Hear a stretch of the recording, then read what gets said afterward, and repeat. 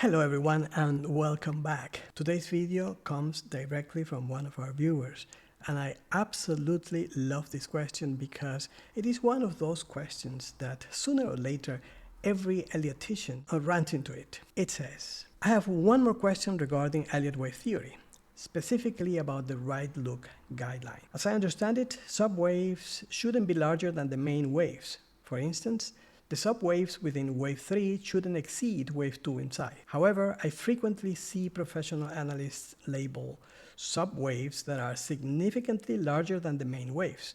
I cannot attach an image here, but an example can be found in the visual guide to Elliott Wave Trading by Jeffrey Kennedy and Wayne Gorman. The subwaves of wave 3 are noticeably larger than wave 2. I am unsure when this is acceptable and when it should serve as a red flag indicating an incorrect wave count. First of all, thank you so much for such a thoughtful question, because the answer uncovers one of the biggest misunderstandings in Elliott Wave. In fact, I would say that if you only remember one thing from today's video, it is this: wave degree does not measure size, and that is really the key here.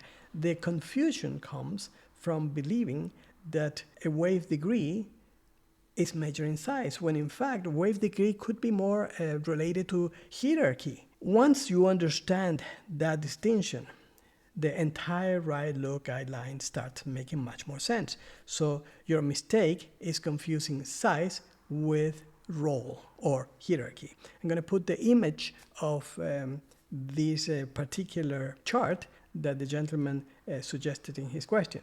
And here it is. So let's begin with the misunderstanding.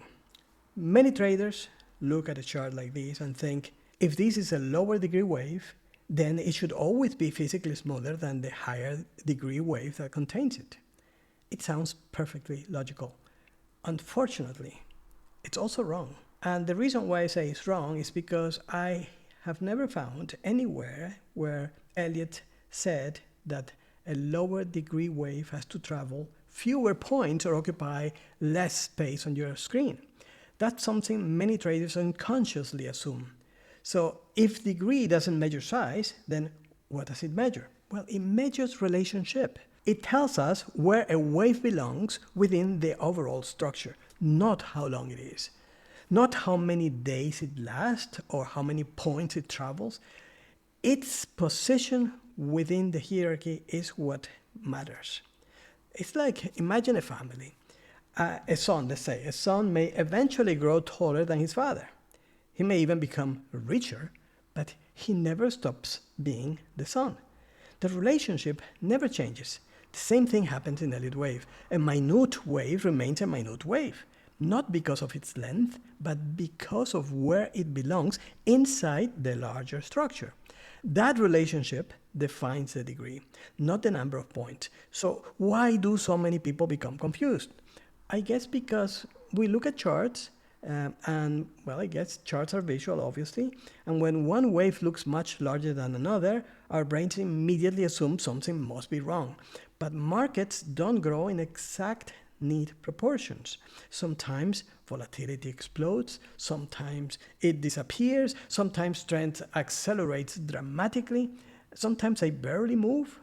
Price doesn't really care about symmetry. We do, but price doesn't really care about symmetry. Now let's look at the most common reason this happens. Wave extensions. Suppose a wave 3 extends. What do we expect? Well, we expect a very strong momentum. And obviously, increasing participation, acceleration, a larger price movement. If that's true, then shouldn't some of the subdivisions inside that extended wave 3 also becomes very large? Of course they should. In fact, if they didn't, it probably wouldn't be much of an extension. I would actually doubt that. So seeing an internal minute wave inside an extended intermediate wave 3 become larger than wave 2 somewhere else on the chart isn't unusual at all. It's often exactly what we expect. Now we arrive at the famous guideline that I absolutely love and attach to. I put a lot of importance on this guideline, but many people treat it as if it were one of Elliott's rule, and it isn't. It is a guideline, and there is a very important difference. The right look simply means that the completed structure should appear natural. It should appear, one thing that I always insist on is that it should appear balanced, believable. The subdivisions should fit together.